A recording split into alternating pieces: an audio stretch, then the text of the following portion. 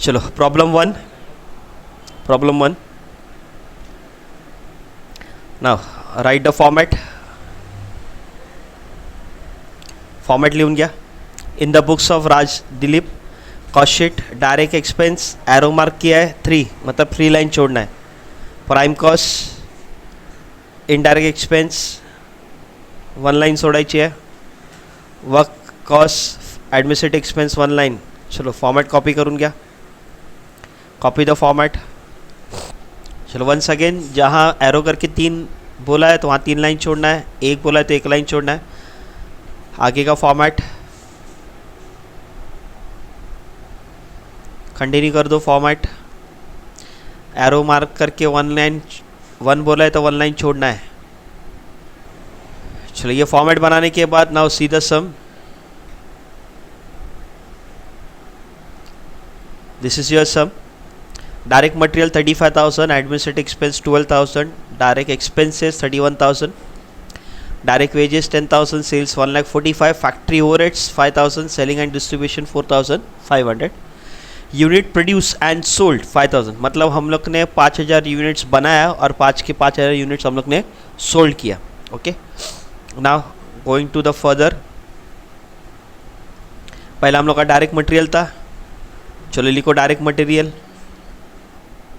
Direct expense के नीचे लिखना आपको direct material 35,000.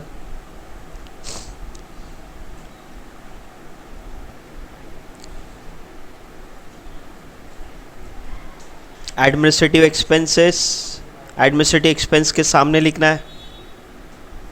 Next direct expenses and direct wages. Direct expense में ही लिखना है. जो हम लोग ने डायरेक्ट मटेरियल लिखा है उसके नीचे ही लिखना है direct wages and direct expenses. चलो आगे बढ़ते हैं. सेल्स है हम लोग का. लास्ट में हम लोग ने सेल्स लिखा है, उधर लिखना है आपको सेल्स. सेल्स के बाद फैक्ट्री ओवरहेड्स लिखा है, उसके सामने लिखना है फैक्ट्री ओवरहेड्स 5,000.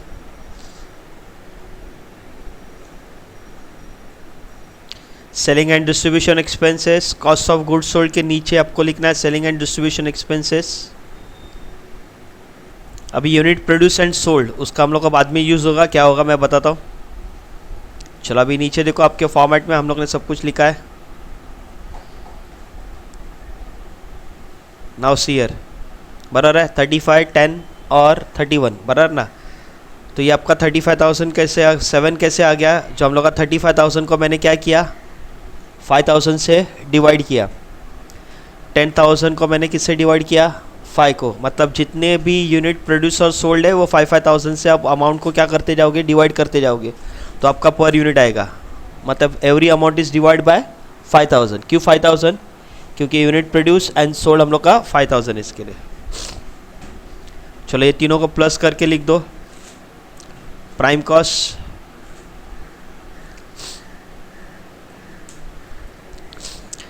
कॉस्ट को भी 5,000 से डिवाइड करना है तो आपका 15.2 आ जाएगा.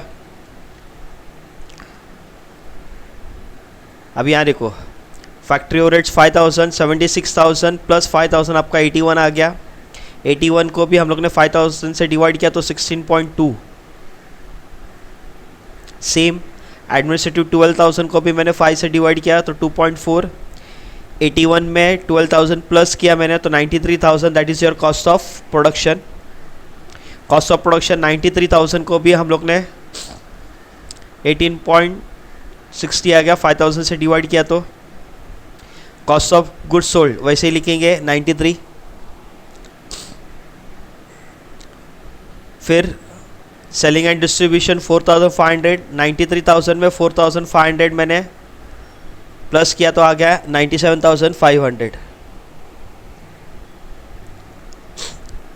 उस 97,500 को भी मैंने 5,000 से डिवाइड किया है तो आपका 19.5 आ गया. तो every figure is divide by 5,000 because हम लोग ने यूनिट प्रोड्यूस और सोल्ड 5,000 किया है इसके लिए.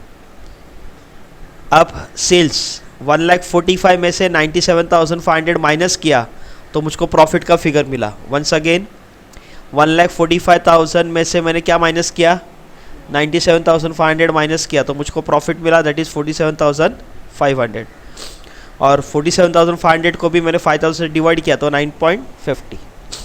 तो एक यूनिट का खर्चा मेरा 29 रुपीज़ है, और एक यूनिट के पीछे मुझको 9 रुपीज़ 50 पैसे का प्रॉफिट हो रहा है। यहाँ आपका सम ख़त्म हो रहा है। Thank you.